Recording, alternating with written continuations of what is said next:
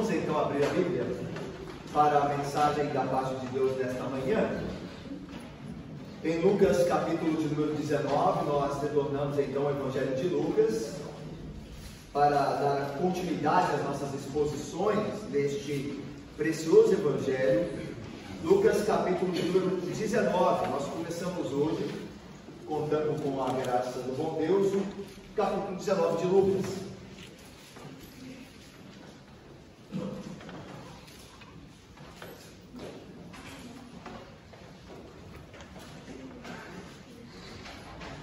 Nós leremos do versículo 1 até o 10º versículo. Os irmãos acompanham então a leitura desse texto conhecido e precioso do Evangelho de Lucas. Veja o que diz então o texto. Entrando em Jericó, atravessava Jesus a cidade.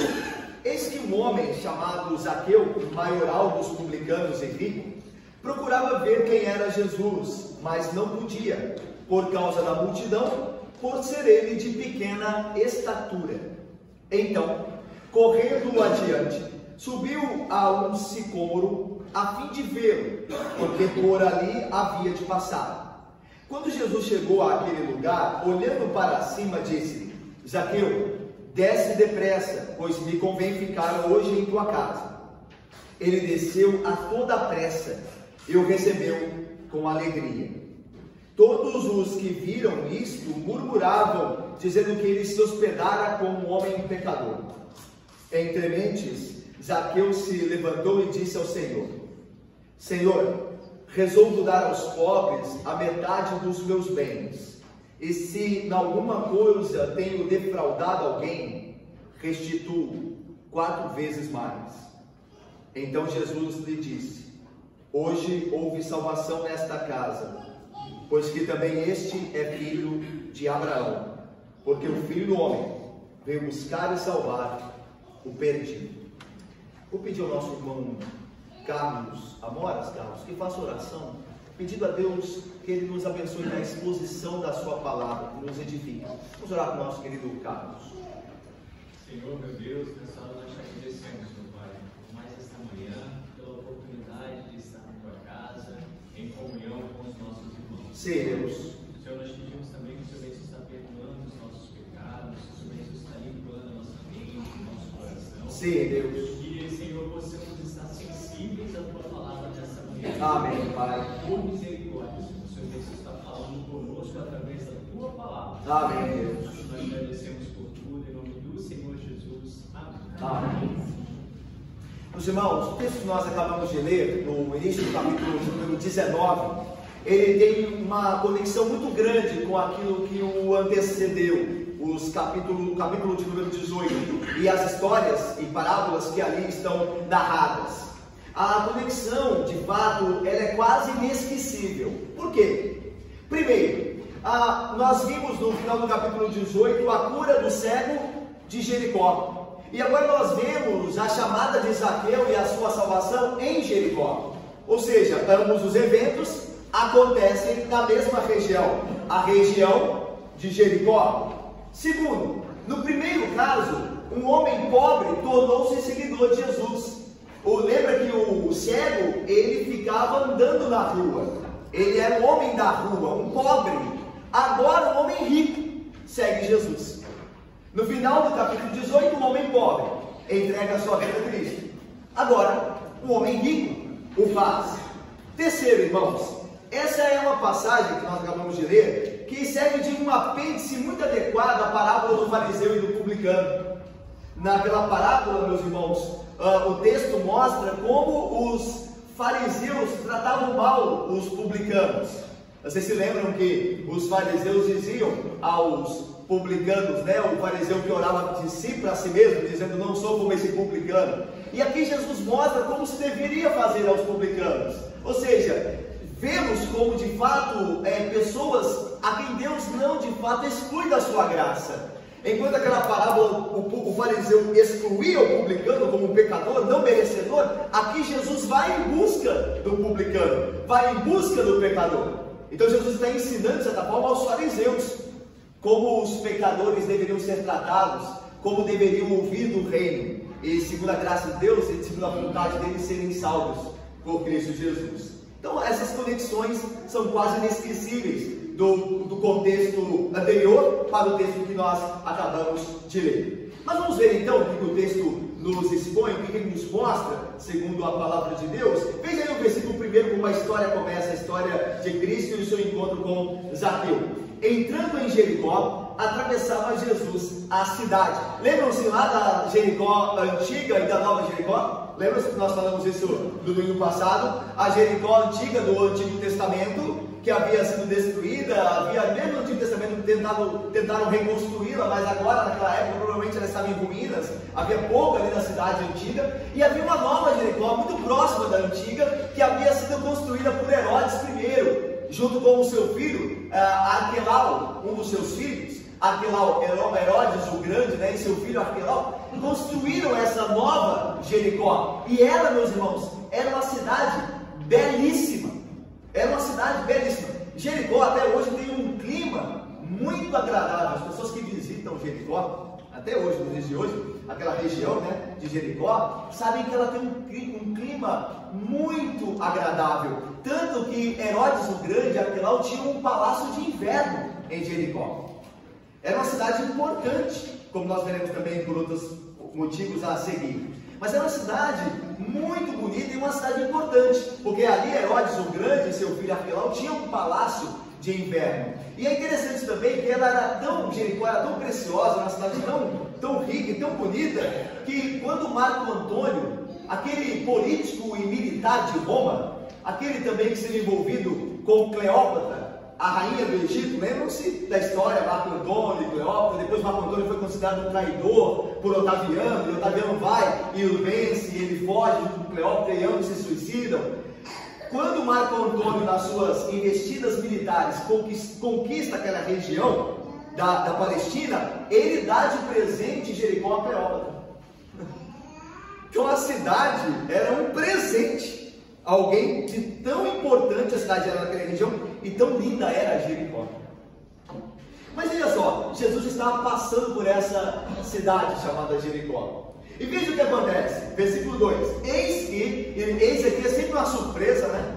É algo inesperado, nós vamos entender o porquê que é inesperado. Eis que um homem chamado Zaqueu, maioral dos publicanos e rico, procurava ver quem era Jesus, mas não podia, por causa da multidão, por ser ele de pequena estatura. Até aí, meus irmãos, nos é informado acerca do homem que agora é acrescentada na narrativa lucana. Esse homem chama-se Zaqueu, vem de Sadik, que é justo, o justo. E nós vemos que Zaqueu, antes de conhecer a Cristo, de justo não tinha nada, só o nome, né? Zaqueu, Sadik, o justo, mas de justo ele não tinha nada. Mas diz então que esse homem chamado Zaqueu era também informado agora que ele era um dos maiorais, ou o maioral, melhor dizendo, maioral no singular, dos publicanos, e era também rico. Ou seja, o que acontecia aqui, irmãos? Os publicanos, lembram-se, eles eram coletores de impostos, né? Roma colocava os publicanos, que geralmente faziam parte do próprio povo judeu, eram considerados pelos judeus como traidores da pátria, porque cobravam impostos da Judéia para que eles fossem enviados a Roma, porque Roma governava a região daqueles tempos.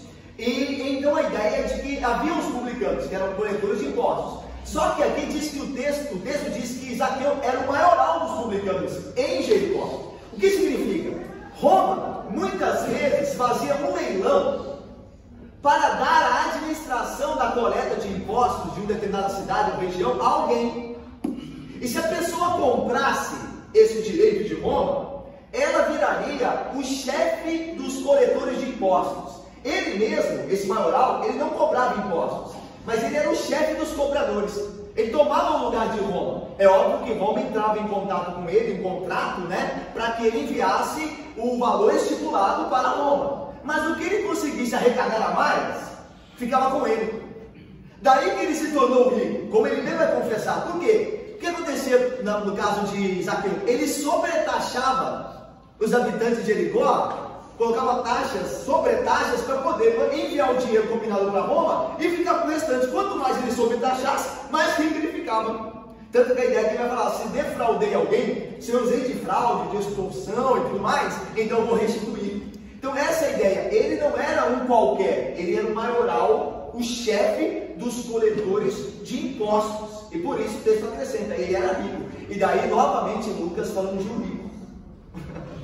No capítulo 18 nós vimos o jovem rico. E agora nós vemos outro rico.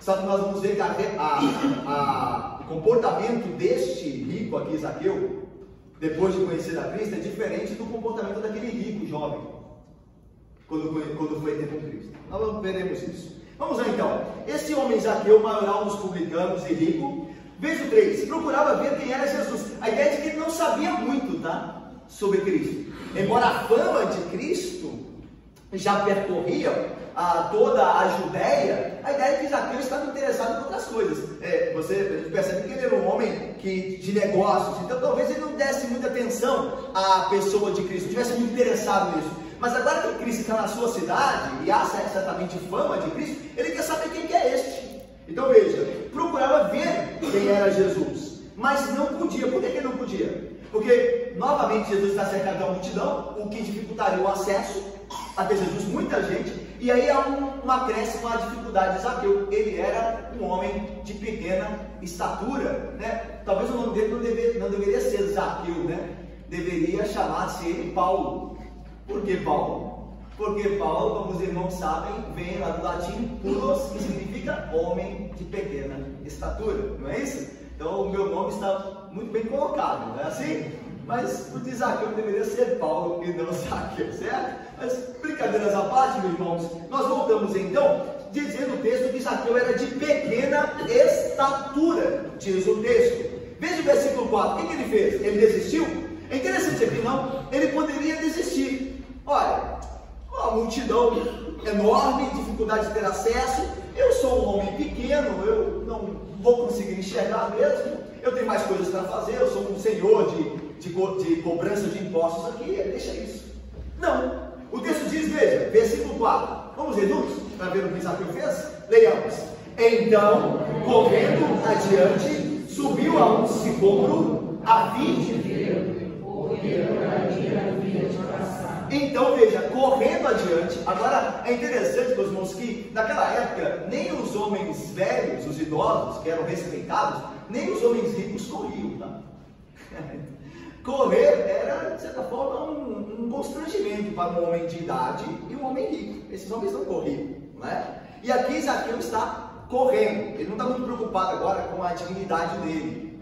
Talvez porque ele mesmo saiba que, e o Espírito Santo começando a trabalhar nele, que ele não teria nenhuma. Mas ele não pensa nada disso. Ele corre, e diz mais o texto que encontrando um sicômoro, ele sobe nesta árvore. O sicômoro, meus irmãos, é nada mais nada menos do que um tipo de figueira. Era chamado na época, e até hoje é chamado de figueira egípcia, porque é encontrado muito no continente africano, no Egito também, né, como faz parte da África, mas também no Oriente Médio, como nós vemos aqui. Como são dois locais próximos um do outro, o continente africano e o Oriente Médio, então provavelmente houve essa passagem desse tipo de árvore plantada no Oriente Médio, e ali nós vimos em Jericó esse sicômoro, essa árvore. E é interessante que o sicômoro, veja, como ajudou, porque Zaqueu é estatura pequena. Como ele subiu uma árvore?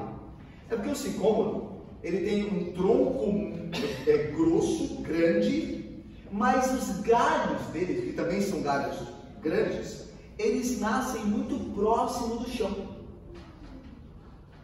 Então essa árvore facilitava para que alguém subisse nela. Os galhos não ficavam lá em cima. Apesar da árvore ser frondosa, grande, mas ela tinha os seus galhos muito próximos do chão da terra. Então facilitou a Zaqueu que subisse nela para ver Jesus. Os sicômoros em Jericó, dessa cidade, essa construída por Herodes, eles serviam de ornamentação para as vias de Jericó. Haviam vários sicômoros plantados, fazendo uma bonita paisagem nas vias de Jericó, nas vias principais. Era muito bonita a cidade por conta disso. Zaqueu, vendo uma delas, desses sicômoros, perto dele, subiu, a fim de ver o homem que passava por uma dessas vias de Jericó. Veja o que diz o versículo 5. Quando Jesus chegou àquele lugar, ou seja, qual lugar? lugar onde Zaqueu tinha subido naquele sicômoro. Olhando para cima, é interessante que Jesus está... Meus irmãos, se nós vimos uma foto de um sicômoro, nós vamos ver que não é fácil ver alguém em cima de um sicômoro, porque é uma árvore que é coberta de folhagem, ela tem muita folhagem. Então a pessoa ali, subindo no sicômoro, ela certamente se esconderia ali. Dificilmente seria vista. E veja o caso de Cristo, tem uma multidão em torno dele, imagine a confusão, e muito provavelmente Jesus não olharia para cima, a não ser que Cristo tivesse um propósito, como ele tinha, claro, de encontrar Zaqueu. Então você vê a presciência de Cristo, porque ele sabe onde Zaqueu está, e encontrando na árvore, olhando para cima, encontra Zaqueu. E aí diz o texto que, olha só, disse Zaqueu: desce depressa, pois me convém ficar em tua casa hoje. Aqui há muitas coisas maravilhosas aqui. Primeiro que eu não sabia o nome dele, Zaqueu. Certamente ninguém haveria contado a Jesus, a princípio o texto não nos deixa informação sobre isso, mas nós podemos imaginar que ninguém havia falado de Zaqueu para Cristo. Era um publicano, era um inimigo, e era o maioral dos publicanos, um inimigo em todos os sentidos. Não só o publicano, mas o maioral deles. Que interesse Jesus teria numa pessoa assim? Poderiam pensar nos judeus mais zelosos. Mas Jesus sabe o nome dele. E aí lembre-se, meus irmãos, Jesus está em busca, como nós vimos no texto, no final do texto, ele está em busca da ovelha, mas a ovelha perdida. Mas as ovelhas de Cristo, ele a chama pelo nome: Zaqueu. Porque é uma ovelha perdida a quem Jesus vai buscar. E as suas ovelhas, ele as conhece e as chama pelo nome: Zaqueu. É por isso que Cristo no final vai dizer assim: o Filho do Homem veio salvar o que se havia perdido. Ovelha perdida, o bom pastor. Ele veio salvar o que havia perdido. E as ovelhas ele conhece pelo nome. Então a gente pinta o quadro, mostrando que Cristo de fato tinha um plano desde a eternidade para Zaqueu. Veja aí, Zaqueu, desce depressa, ou seja, é urgente, tá? A salvação, irmãos, o texto fala de salvação. Salvação, se me lê Mateus, Dilma, minha irmã, a Isabela, Dona Lúcia querida, a Emily, a salvação é urgente. Desce depressa. Agora veja, Jesus aqui não sugere a Zaqueu que de fato o convite para a sua casa. Zaqueu dá uma ordem, Jesus melhor, dá uma ordem real a Zaqueu. Porque hoje me convém ficar na tua casa. Não é questão de Zaqueu decidir. A casa de Zaqueu é de Cristo. Assim como Zaqueu é de Cristo. Assim como todos os homens e todas as coisas são de Cristo. Então, Jesus já, como Senhor de Zaqueu aqui, aquele Senhor que está buscando a Zaqueu, como pastor daquela ovelha, ele dá uma ordem aqui. Ele não dá uma sugestão. Zaqueu, será que eu poderia? Se for conveniente, Zaqueu desce, porque hoje mesmo, a ideia da urgência da salvação, hoje me convém ficar na sua casa. E o que diz o texto? O texto diz que Zaqueu desceu, olha aí, versículo 6, ele desceu a toda pressa, ou seja, começou a obedecer já, o que prova que estava algo sendo trabalhado no coração de Zaqueu. A gente sabe que para que alguém seja salvo, o Espírito Santo deve trabalhar no coração dessa pessoa. Certamente, como Jesus vai afirmar no final que houve salvação naquela casa, casa de Zaqueu, certamente o Espírito já está trabalhando. E Zaqueu já começa a obedecer. Então veja, ele desceu a toda a pressa e o recebeu com o quê? Com murmuração, como faziam os fariseus, a quem Lucas denuncia no seu evangelho? Não, o recebeu com alegria. Veja só o contraste de Lucas, que Lucas faz. Lembre-se dos textos em que Jesus esteve na casa dos fariseus. Como é que os fariseus estavam ali com Cristo em suas casas? Com a finalidade de encontrar em Cristo algum erro. Não era com alegria. Era com murmuração, com rejeição, com espírito malicioso de encontrar em Cristo algum erro, pegar em alguma contradição. Mas Zaqueu, aquele rejeitado, e Lucas volta a trabalhar com a ideia de os desprezados da sociedade, lembram-se? Pobres, samaritanos, mulheres, publicanos. Lucas sempre está preocupado com aqueles que são rejeitados, com aqueles que são desprezados pela sociedade judaica, que se julgava a santa, pura, sem erro e sem necessidade de salvação. Então Lucas está dizendo que Jesus Cristo veio salvar esses pecadores, esses marginalizados. Ele veio por eles. Jesus mesmo diz: eu não vim para os sãos, eu vim para os doentes. Então veja, Lucas quer fazer um contraste da recepção daqueles fariseus orgulhosos para com Jesus e a recepção desse que todos entendiam como pecador. E ele mesmo vai se entender assim, mas o recebe a Jesus com alegria, diferentemente. Então é um contraste proposital que Lucas quer nos mostrar aqui. Ok? O que se considera justo trata com desprezo a Jesus. O que se vê como pecador recebe Jesus com alegria. Ok? Então vamos lá. Versículo de número 7. Todos, olha só o que acontece, a contradição de como Zaqueu vê essa questão, esse contexto, e como os homens judeus veem também. Olha, versículo 7. Todos os que viram isso murmuravam, dizendo que Jesus se hospedara com um homem pecador. Então veja, Lucas faz esse contraste. E nós acabamos de dizer, estamos mostrando a sociedade judaica condenando a Jesus por comer com o pecador. Aliás, em Lucas, lá nos capítulos anteriores, Lucas já disse que Jesus era considerado amigo de publicanos. Lembra? Este é amigo de publicanos. Talvez por isso Zaqueu também o quisera ver. Porque talvez essa fama já teria chegado ali na cidade de Jericó. O amigo dos publicanos está aqui. O que levou a Zaqueu a ter curiosidade de saber quem era esse homem. Mas o povo reage diferentemente de Zaqueu. Com Zaqueu há alegria, mas o povo despreza aquilo e condena o próprio Cristo. Que aqui diz que eles murmuravam, dizendo que Jesus estava se hospedando na casa de um pecador. Mas o que eles não sabiam é que aquele Zaqueu, no partir do momento que Jesus o chama, ele já não é mais um pecador, como vai ficar claro no decorrer do texto. Veja só o versículo de número 8. Entre mentes, Zaqueu se levantou e disse. Veja que Lucas faz um recorte rápido para a cena da casa de Zaqueu.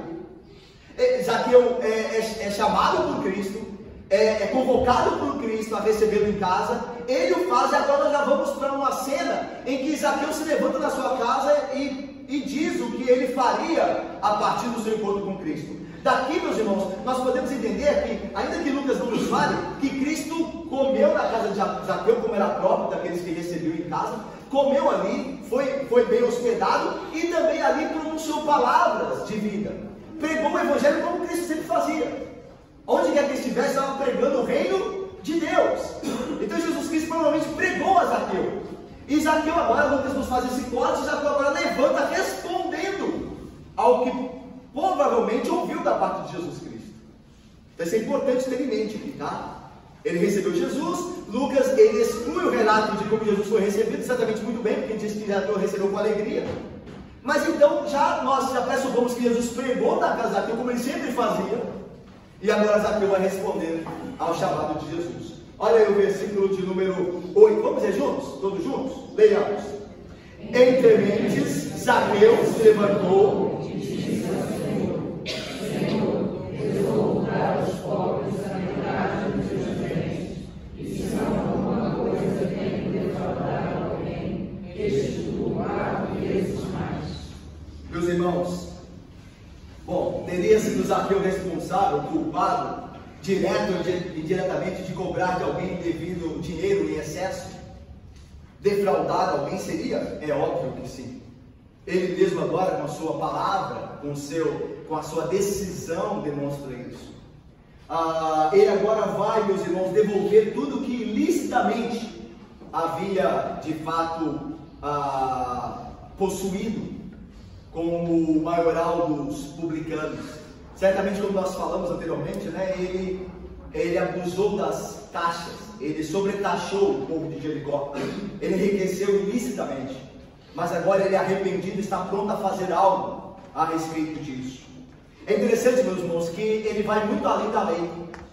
Zaqueu, quando decide restituir 4 vezes mais, como diz o texto, o versículo de número 8 diz, como vocês leram, resolvo dar aos pobres a metade de meus bens, e se alguma coisa tenho defraudado alguém, restituo 4 vezes mais. Então veja, meus irmãos, a lei de Moisés dizia que a pessoa tinha que pagar duplicado ou 2 vezes mais se houvesse prejudicado alguém em negócios. Isso está em Êxodo 22, versículo 4, versículo 7 e versículo 9. Lá diz que se alguém defraudasse alguém alguma coisa, esse deveria devolver 2 vezes mais daquilo que defraudava. Veja como Zaqueu vai além disso. Ele diz 4 vezes mais. A medida, a ideia aqui é de que ele sabe que ele roubou muito. que ele ultrapassou tudo que poderia ser considerado roubo, ele foi muito além. Então ele está sendo justo.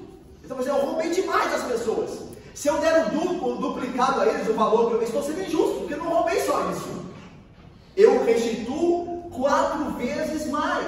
É como ordenava a lei, e mais do que a lei. Ele ia além da lei. A lei dizia que o roubo deveria ser compensado, deveria ser dado novamente. O ladrão tinha que devolver. E Zaqueu vai muito mais do que a lei.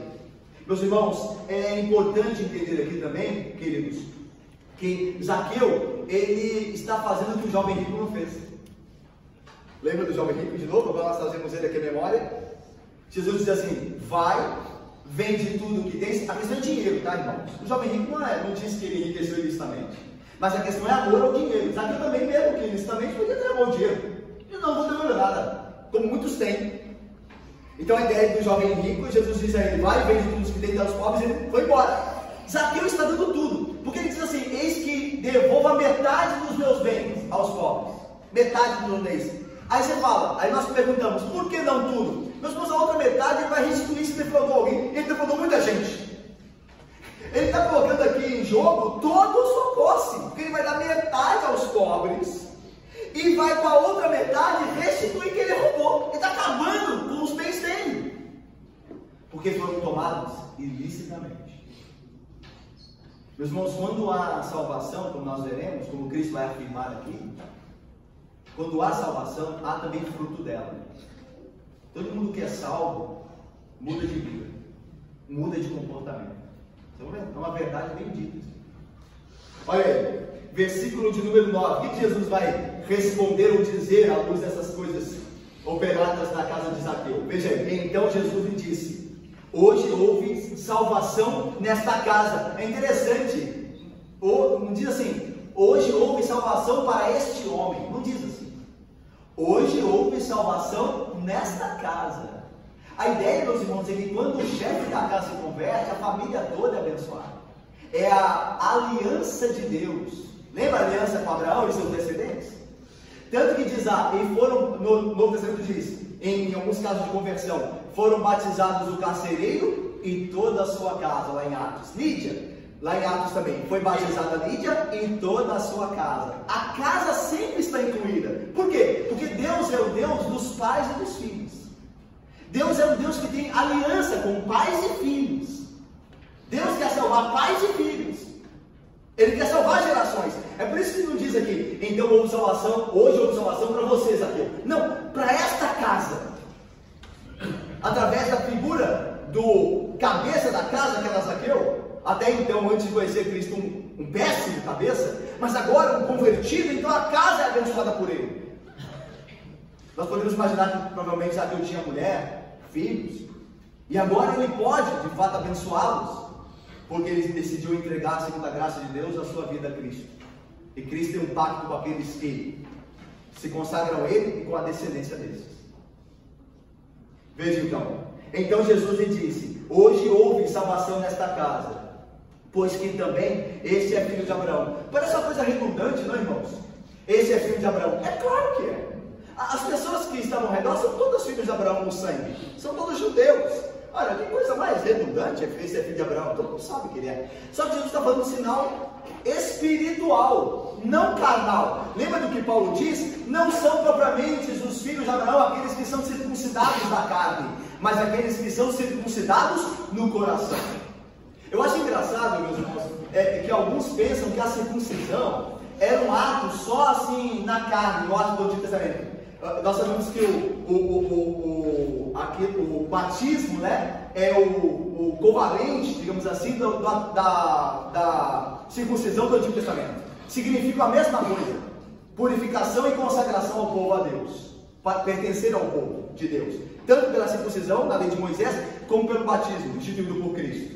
Significa a mesma coisa. Mas eu acho que às vezes, eu creio que às vezes nós olhamos para a circuncisão como se fosse algo só assim, circuncidava na carne, já era povo de Deus, mas no batismo não. No batismo tem que ter fé. No batismo, não, meus irmãos, na circuncisão também tinha que circuncidar o coração. Lá em Deuteronômio, capítulo 10, versículo 16, diz assim, lá em Deuteronômio, lei de Moisés, diz assim: circuncidai o vosso coração. Sempre foi uma questão do coração, nunca foi uma questão da carne, mesmo no Antigo Testamento. Assim como o batismo, nunca é uma questão só de colocar água na cabeça, mas uma questão de fé. Todo aquele que crê e for batizado será salvo. Tanto na circuncisão quanto no batismo, o que importa é o coração. Nunca foi diferente disso. Deus não muda. Então é por isso que diz, ele é filho de Abraão. É óbvio que é. Não desse jeito que vocês estão pensando. Não é questão da carne. É questão que ele creu como Abraão creu. Tanto que Jesus em João diz assim, Abraão viu o meu dia. Ele creu em mim. Aí o Deus diz, como é que ele creu em ti? Tu nem existia quando Abraão? Aí ele diz, antes de Abraão existir, eu sou. Ele creu no Messias. Ele creu naquele que havia de vir. Então Abraão creu. A circuncisão não valeria nada a Abraão se ele não cresce. Mas ele creu. Assim como o batismo não vale nada para ninguém se não crer. Então aqui Zaqueu é mais do que um filho de Abraão na carne. Ele tem Abraão, o pai da fé. Ele é um filho de Abraão nesse sentido. Ele tem a mesma fé que Abraão teve em Cristo Jesus, no Messias. E por isso ele foi salvo pela fé, que é dom de Deus. Agora veja o que Jesus diz no versículo 10 para terminarmos. E esse versículo 10, alguns estudiosos, como por exemplo William Hendrickson, ele crê que esse versículo 10 resume todo o tema, ele resume aqui o tema central de Lucas. Olha só, vamos ler juntos? Leiamos. Porque o Filho do Homem veio buscar e salvar o perdido. O que está acontecendo em Lucas? O que está acontecendo é que o Jesus está salvando os perdidos. Está salvando os pobres, os necessitados, os marginalizados, os desprezados. É o que está acontecendo. Então isso aqui resume todo o Evangelho de Lucas. Ele veio salvar o que havia se perdido. É o que Cristo faz. Graças a Deus por isso, irmãos. Porque nós também estávamos perdidos. E ele veio, ele continua fazendo isso, irmãos. É interessante que em Atos dos Apóstolos, o início de Atos dos Apóstolos mostra o que Jesus continuou a fazer por meio dos seus apóstolos. Em Atos, Jesus continua salvando os perdidos. Como hoje, continua salvando. É isso que ele veio fazer, buscar o perdido. E ele continua fazendo pelo poder de sua palavra e seu Espírito. Graças a Deus. Nós somos como Zaqueu. Nós que estamos perdidos e fomos encontrados por Cristo. Ele veio nos buscar, graças a Deus. Assim, meus irmãos, Jesus Cristo cumpre o que disse o profeta Ezequiel.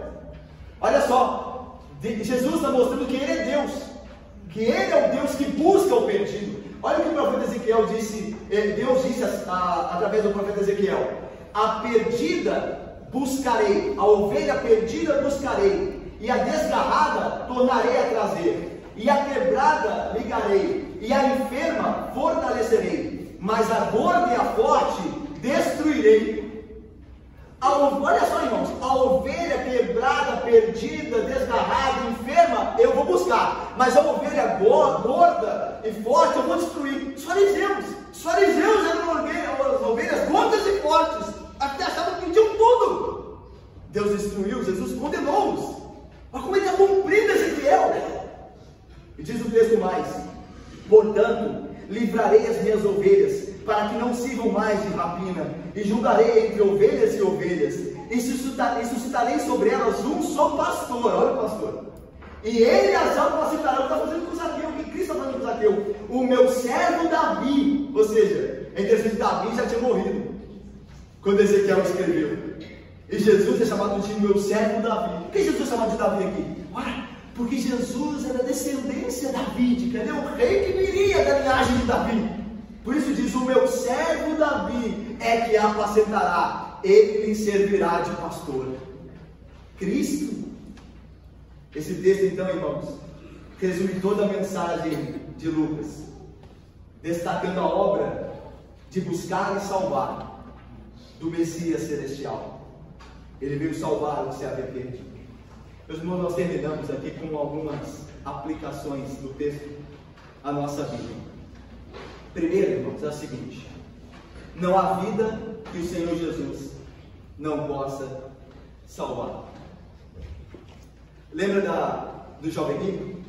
Quando o jovem rico foi-se embora por ser muito rico, os discípulos perguntaram: sendo assim, Senhor, quem pode ser salvo, se é impossível que um rico entre no reino?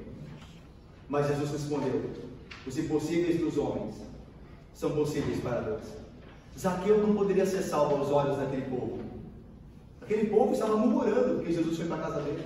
Ele era um pecador, o pior dos pecadores, o maior dos publicanos, o maior dos traidores. Mas houve salvação na casa de Zaqueu, porque o impossível aos homens é possível para Deus. Não há pecador que Cristo não possa salvar. Não há pecador, pelo pior que esteja o seu estado, que Cristo não possa resgatar. Se nós pecamos, irmãos, e achamos que não há esperança para nós, nós estamos enganados quanto a isso. Se você acha que você é muito pecador e que Cristo não pode fazer nada por você, você está completamente enganado. Graças a Deus que você está enganado, porque Cristo veio para salvar o perdido, veio para salvar a mim e a você, pecadores. Ele veio para nos buscar. Segunda coisa, irmãos, nós aprendemos: ninguém jamais pode resistir ao chamado de Jesus Cristo. Irmãos, se alguém não veio a Jesus, é porque Deus ainda não chamou. Porque todos aqueles a quem Deus chamar em Cristo, esses virão. Zaqueu, desce depressa, e ele desceu. Lembra de outro publicano, Mateus? Um dos discípulos? Mateus estava lá na mesa, lá cobrando os impostos. Você, Mateus, vem e segue-me. E a Bíblia diz que imediatamente ele se levantou e passou a seguir a Jesus. Quem Jesus chama, vem. Agora, a questão é a seguinte: se Jesus não chamou, de duas uma, ou a pessoa ainda é um eleito e ainda não foi chamada, ou não é eleito. Porque todos os eleitos virão a ouvir a voz do Senhor. Ninguém vai ficar de fora daqueles que Jesus chamou, de que Jesus salvou. Ninguém ficará. Jesus, meus irmãos, chama e ninguém pode resistir ao seu chamado. Ninguém pode fazer. Ok? Terceiro, salvação produz fruto. A pessoa salva, muda de vida. A vida dele é outra. Hoje, o que nós vemos mais, irmãos, hoje? São pessoas dizendo que são crentes, que são cristãs, que amam a Cristo, tal, a vida toda bagunçada. A vida do mesmo jeito que era antes de conhecer a Jesus. Isso não é salvação, irmãos. Zaqueu, ele não foi salvo porque ele doou seus bens aos pobres. Ele doou seus bens aos pobres porque foi salvo. A comprovação da salvação dele é a mudança de vida. Jesus não disse: hoje vamos salvação nessa casa porque esse homem deu seus bens aos pobres. Hoje vamos salvação na casa de Zaqueu porque Zaqueu mostrou uma mudança de vida. E a salvação opera isso. Todos os que são salvos mudam de vida, Felipe. Presbítero Evanil, Lourdes, querido. Tiago vai dizer assim: a fé, se não tiver obras, por si só está morta. É a fé mentirosa, fé vã, fé enganadora. Não é fé verdadeira. Fé verdadeira acompanhar-se-á sempre de obras. Por último, não há lugar na vida eterna para aqueles que se consideram justos. Por que não há? Porque Jesus disse: eu vim salvar os perdidos. Se eu e você não nos encontrarmos neste estado, se eu e você não soubermos o quanto pecadores, miseráveis nós somos, tivermos consciência disso e humildade diante dessas coisas e diante de Deus, então nós não seremos salvos. Nós não entramos no reino. Porque Jesus veio salvar o perdido. Meus irmãos, que Deus abençoe com sua palavra e na aplicação dela ao nosso coração. Amém.